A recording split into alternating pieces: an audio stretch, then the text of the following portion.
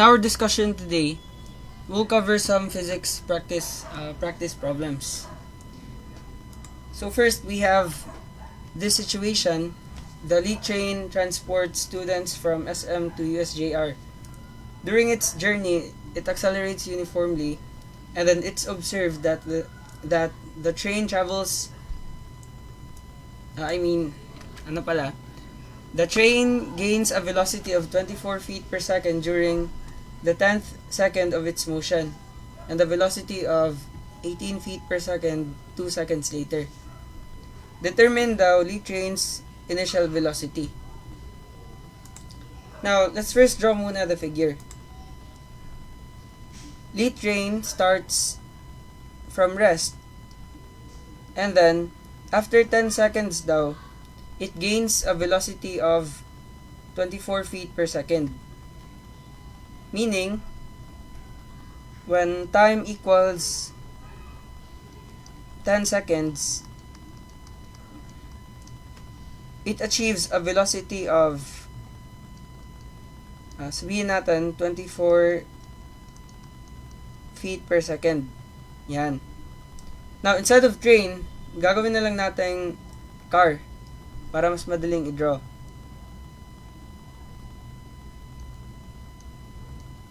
Yan. So, after 10 seconds, andito na siya.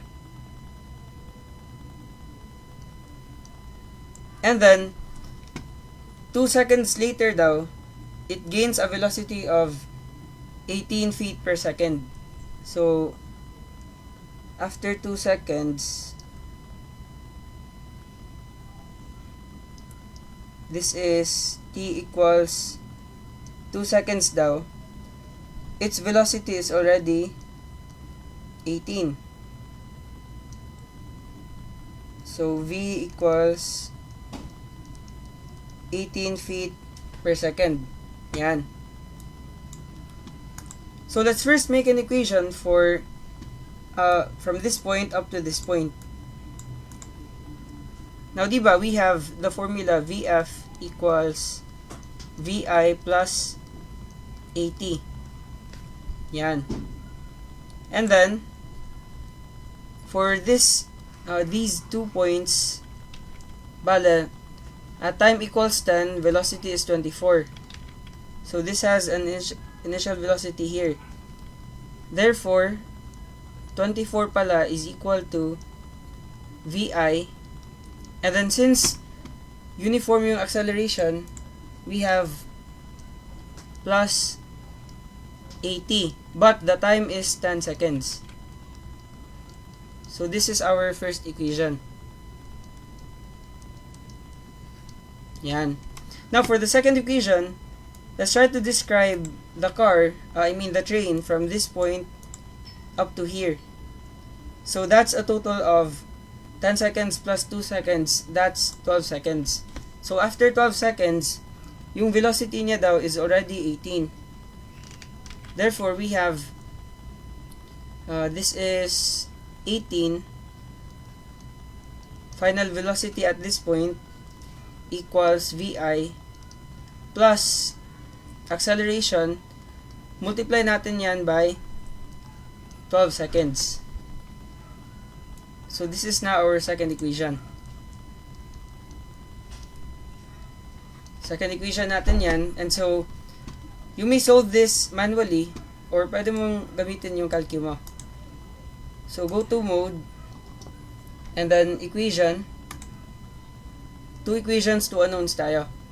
So, press 1. Again, yung constant terms dapat andito sa C. Yung coefficient ng A must be your X, and then yung B is coefficient ng Y. Now, I will treat Vi as X and A as Y. So, the coefficient of Vi for the first equation is 1. And then for A, we have a coefficient of 10. And then we have a final velocity of 24. So, this is 24. And then for the second equation, we have 1, the coefficient of Vi, and then 12 for the coefficient of A, and 18 as our constant term. Yan. So, press equals, we have a velocity of, initial initial velocity of 54 feet per second. Feet per second. Now, what if acceleration yung tanong? Kung acceleration, you have negative 3. So, acceleration equals negative 3 feet per second squared. Yan.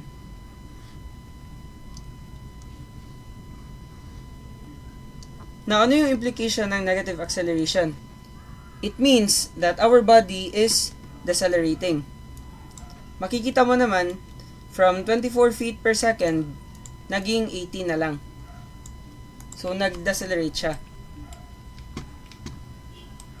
So, that's it for the first problem. And then for the second problem, a key daw falls from a bridge that is 50 meters above the water.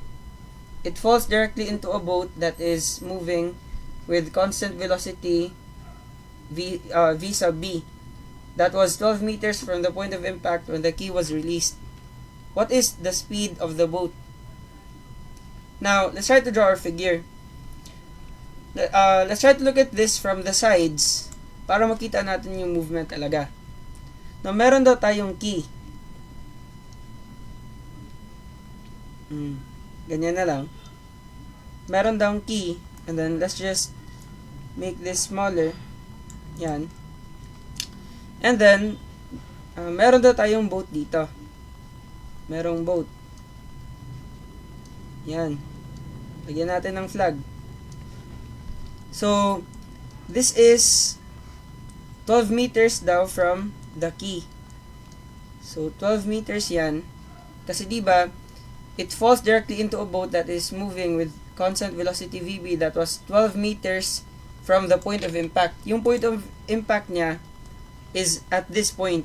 Kasi the key only moves vertically due to free falling motion. So, the key travels this distance. Yan. So, ano yung distance na yan? Yung key daw falls from a bridge 50 meters above the water. Bale, merong bridge dyan. And then, this is 50 meters. Yan. Now, since the boat moves to the right, meron yan siyang velocity na sabihin natin dx over dt. Yan yung velocity niya. Now, we first have to find the time when the key already moves to this point. So, we can get that by using, diba, S equals VIT plus minus 1/2 AT squared. Now, let me treat this as my reference point. Reference point ko yan. Now, from the reference point, this is below, yung 50 meters is below the reference point. So, I have to use a distance which has a negative sign.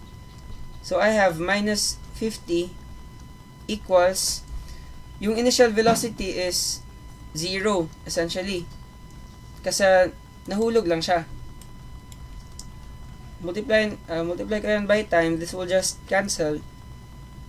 And then, for the acceleration, yung acceleration ng gravity is downward. So, we have here plus 1/2 times negative 9.81 multiplied by t squared. Yan. And so, masosolve na natin yung time. So, we have minus 50 and then equals 1/2 times negative 9.81 times t squared. Now, sir, ba't mo ginawang negative? Di ba, pwede naman yung positive, saka positive din dito. Pwede. But, for projectile motion, it's ideal to make this a habit. If you have a point below the reference point, use minus. And then, always yan, negative yung gravitational acceleration. So, t is therefore 3.8 let's say 19 or 3.2 na lang. T equals 3.2 seconds. Now, yan yung time na yung key already arrives at this point.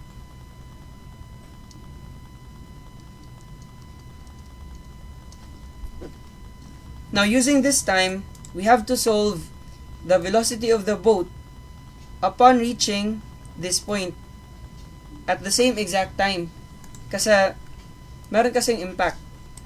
So, nag-meet yung dalawa, yung boat saka yung key. Now, I can define this distance, di ba? The distance traveled by the boat, I can define that as velocity multiplied by the time. But the time must be 3.2 seconds, while the distance is, di ba, 12 meters. So, I have here, for my second equation, 12 is the distance, equals the velocity of the boat multiplied by the time, which is 3.2. So, now, I can solve V. So, V equals 12, divide ko yan by 3.2. So, we have 3.75. V equals 3.75 and then meter per second. Yan. Meters kasi yan. Ito, second. So, meter divided by second. And then for the last question, we have here a particle's position is given by the equation x of t equals vt plus 1/2 at squared plus 1 over 6 bt cubed. Yan. So, bale, sulat ko na lang dito ulit. X of t, or the distance as a function of time, is v sub o times t plus 1/2 a sub o times t squared plus 1 over 6 b sub o t cubed. Now, in our concept, di ba, we have distance. If we'll differentiate distance with respect to time, makukuha natin yung velocity. Bali, yung velocity is ds over dt. Change in distance over change in time. And then acceleration is dv over dt. Change in velocity over change in time. Parang ganyan lang yan. So, if I will differentiate this position function, then I can get the velocity function. So, we have here v of t. Differentiate natin yan with respect to time. Bale, yung t lang yung i-differentiate natin. Treat vo, ao, and bo as constants. We have here v sub o t magiging v sub o na lang. Kasi yung t magiging 1. And then plus, multiply natin yung 2, magiging 2 times 1/2. 2 times 1/2. And then, a sub o t, bawas tayo ng 1 dyan, magiging 1. Or pwede mo lang, hindi na sulat. And then 1 over 6, multiply natin yan dito, magiging times 3. And then b sub o t, bawas tayo ng 1, magiging squared. So, magka-cancel yung 2. Saka 3. Saka 6. So, magiging merong 2 na matitira. So, we have velocity pala is, simplify natin, magiging v sub o plus a sub o times t, and then plus 1/2 b sub o t squared. Yan. So, this is now our velocity equation.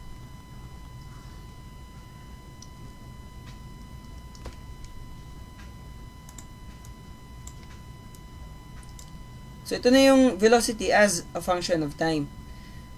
And so, if I will differentiate once more, makukuha ko na yung acceleration equation as a function of time. Acceleration as a function of time. So, I have here, differentiate once more. This is a constant term. So, magiging 0 yan. And then, yung AOT, A sub O times T, magiging A sub O na lang. Kasi yung T magiging 1. And then, plus 1/2 times B sub O T squared. Multiply natin yung 2 dyan, magiging 2 times 1/2. So, magiging 1 lang din. And then, we are left with B sub O multiplied by T. Yan. So, this is now our acceleration as a function of time. So, move ko na lang yan dito. Yan.